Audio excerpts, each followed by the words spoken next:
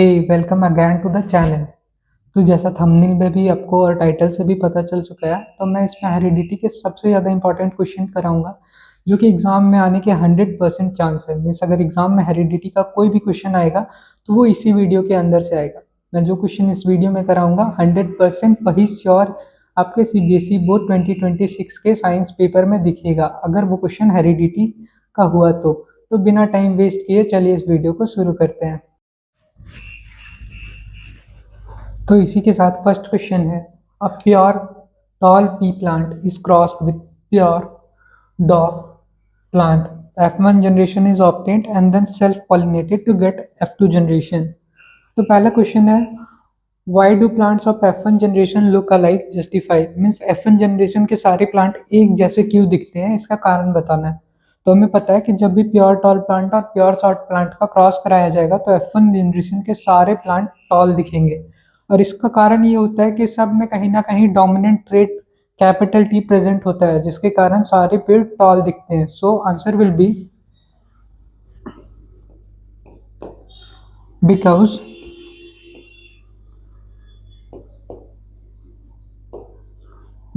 all plants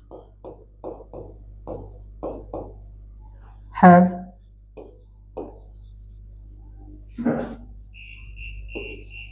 dominant trait T, क्योंकि सारे plant के पास ना डोमिनेंट ट्रेट टी होता है जो कि उन लोग की टॉलनेस में हेल्प करता है। Now ratio of pure tall plant pure dwarf plant in F2 generation. Question को जरा ध्यान से पढ़े, यहाँ इन्होंने प्योर टॉल लिख के रखा है और प्योर डॉर्फ लिख के रखा है। नेक्स्ट क्वेश्चन है, percentage of pure tall and pure dwarf. Pure tall और प्योर डॉर्फ ऐसा होगा जिसमें होमोजाइगस पेयर होंगे, means capital T and small T only. So F2 generation में जब हम F2 में क्रॉस करेंगे तो हमें एक ये मिलेगा, फिर एक ये मिलेगा और एक स्मॉल प्लांट मिलेगा। मीन्स प्योर टॉल एक है और प्योर डॉर्फ भी एक है।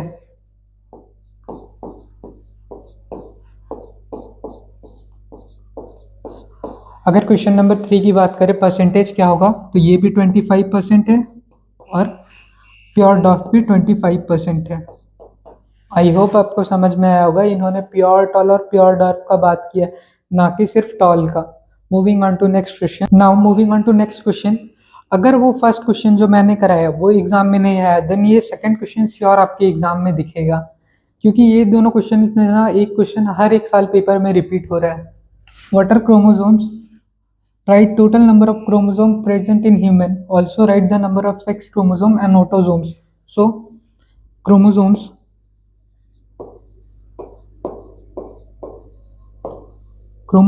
are thread-like structure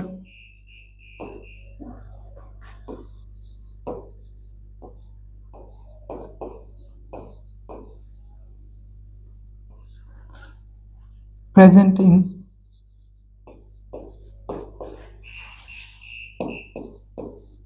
nucleus of cell. Write total number of chromosomes in human. Total number of chromosomes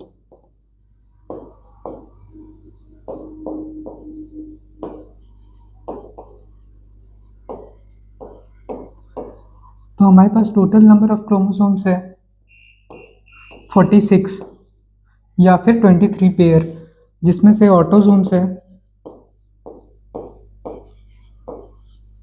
44 या फिर 22 पेयर और सेक्स क्रोमोसोम्स है 2।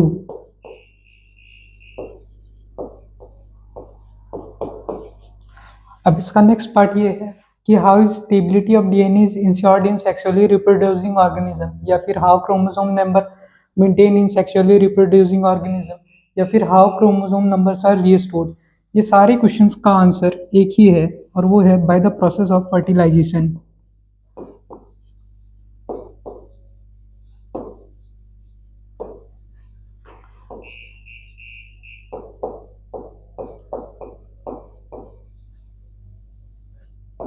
आप सबको पता होगा कि फर्टिलाइजेशन एक ऐसा प्रोसेस है जहाँ पे मेल का एक क्रोमोसोम फीमेल के एक क्रोमोसोम से मैच करता है ताकि total number of chromosomes restore हो सके। The next question, round and yellow is crossed with wrinkled and green, F1 appearance। तो F1 में हमें पता है कि जो डोमिनेंट होगा वही दिखेगा और इसमें डोमिनेंट है round and yellow, so F1 में सारे कॉम्बिनेशन दिखेंगे round and yellow.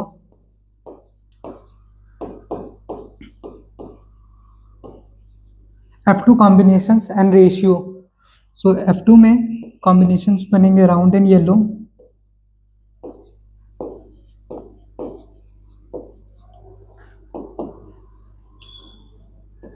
Round and green,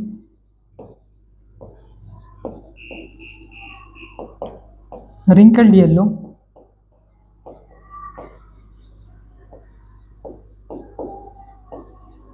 और wrinkled ग्रीन।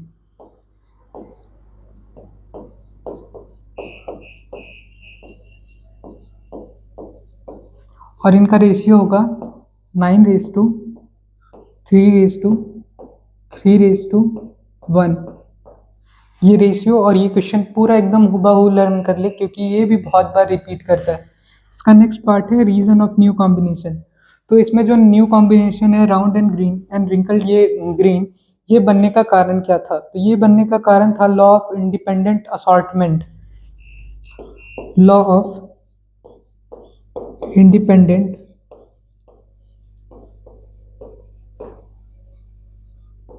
असॉर्टमेंट।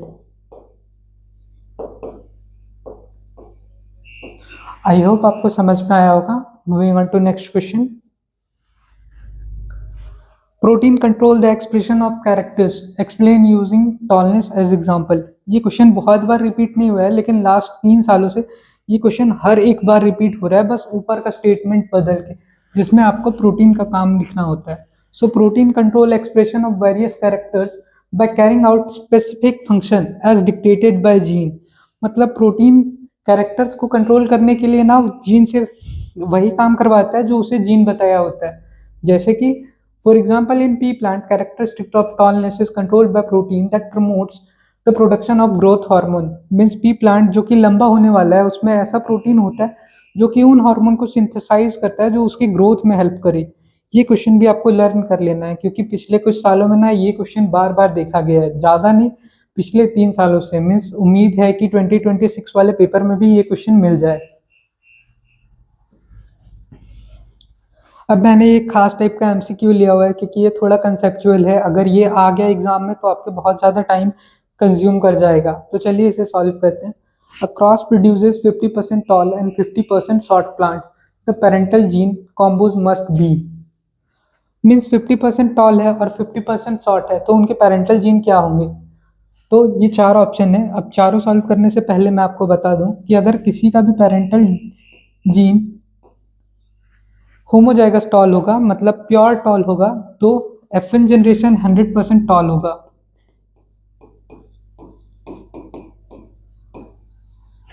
मीन्स ये ऑप्शन और ये ऑप्शन नहीं हो सकता क्योंकि अगर ऐसा क्रॉस बनता तो F1 जनरेशन 100% टॉल होगा। अब हमें ऑप्शन बी और ऑप्शन सी में चेक करना है, तो चलिए पहले ऑप्शन ए चेक करें।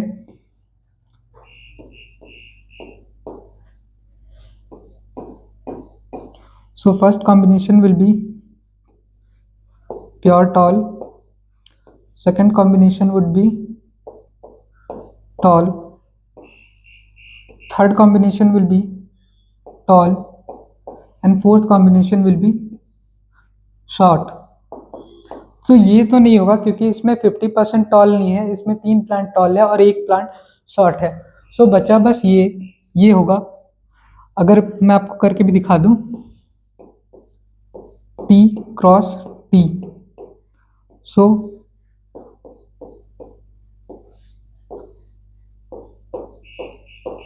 दो टॉल यहाँ पे बन गए, ये देखें।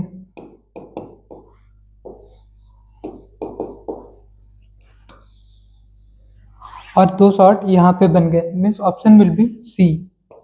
Now moving on to the next question and the question is why female pair is perfect pair and why male pair is mismatched pair.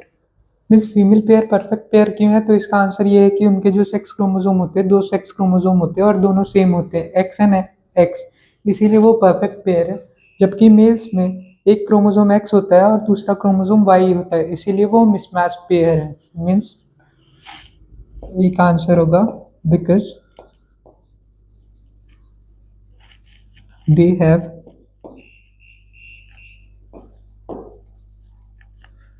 Same sex chromosome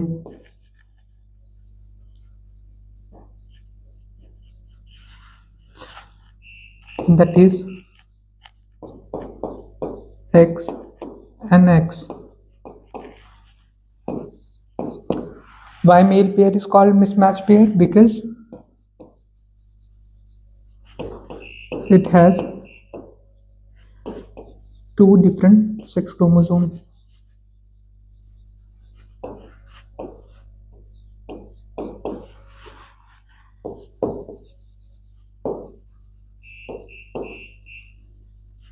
X and Y.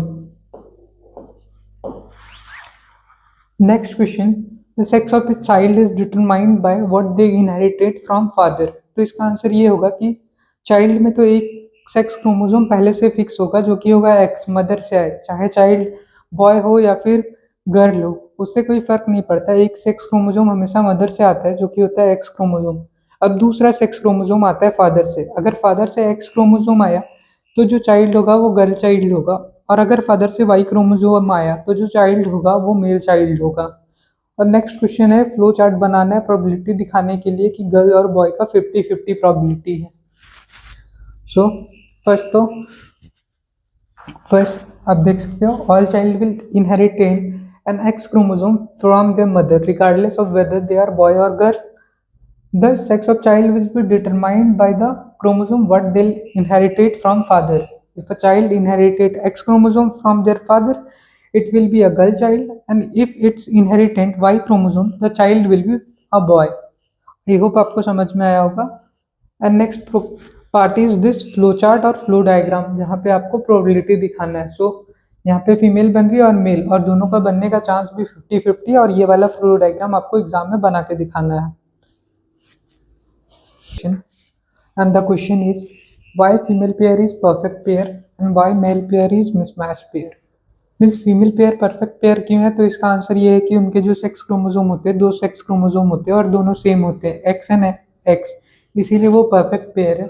जबकि mails में एक chromosome x होता है और दूसरा chromosome Y होता है, इसीलिए वो मिसमैच पेयर है। मीन्स ये का आंसर होगा because they have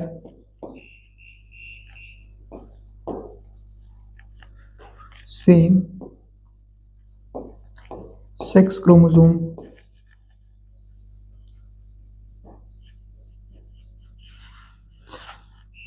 that is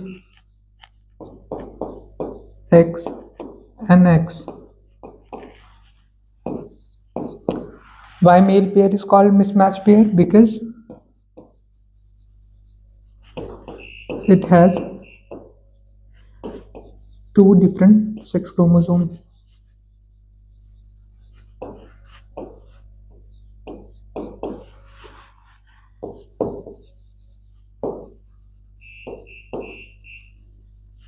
X and Y. Next question. The sex of a child is determined by what they inherited from father. तो इसका आंसर ये होगा कि चाइल्ड में तो एक सेक्स क्रोमोसोम पहले से फिक्स होगा जो कि होगा एक्स, मदर से आए, चाहे चाइल्ड बॉय हो या फिर गर्ल हो, उससे कोई फर्क नहीं पड़ता। एक सेक्स क्रोमोसोम हमेशा मदर से आता है जो कि होता है एक्स क्रोमोसोम। अब दूसरा सेक्स क्रोमोसोम आता है फादर से। अगर फादर से एक्स क्रोमोसोम आया तो जो चाइल्ड होगा वो गर्ल चाइल्ड होगा, और अगर फादर से वाई क्रोमोसोम आया तो जो चाइल्ड होगा वो मेल चाइल्ड होगा।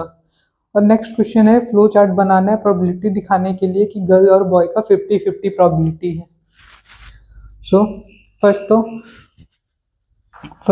आप देख सकते हो, all child will inherit an X chromosome from their mother regardless of whether they are boy और girl.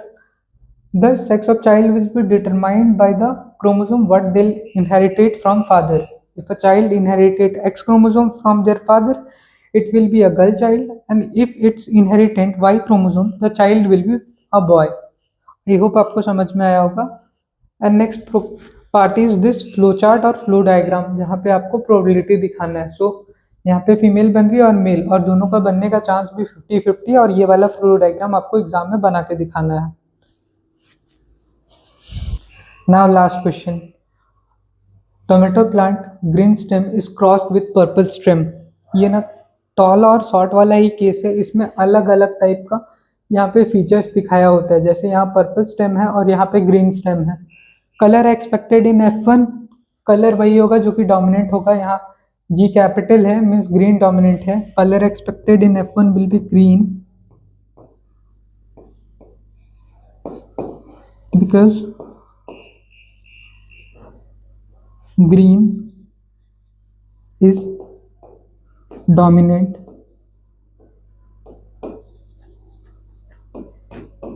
because green is dominant trait. Percentage of green and purple in F2 generation. So F2 generation में there will be 3 green and 1 purple. So percentage of green 75%, percentage of purple 25%. Ratio of G, capital G, small g and small g means हमें F2 generation का ratio लिखना है. So capital G एक obtain होगा, then obtain होगा capital G small g, then capital G small g means ratio of capital G 1, फिर 2 heterozygous case है और फिर 1. ये ऑब्टेंट करना आपको आता होगा. इसके लिए हम लोग ये वाला डायग्राम बनाते हैं. मीन्स F1 जनरेशन में कुछ ऐसा पेड़ ऑब्टेंट होगा, फिर इसका आपस में क्रॉस करवाते हैं.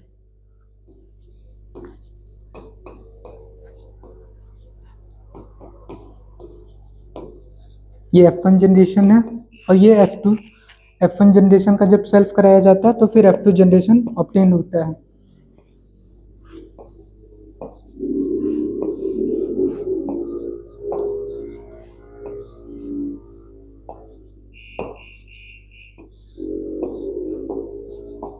तो ऐसा F2 जनरेशन आता है.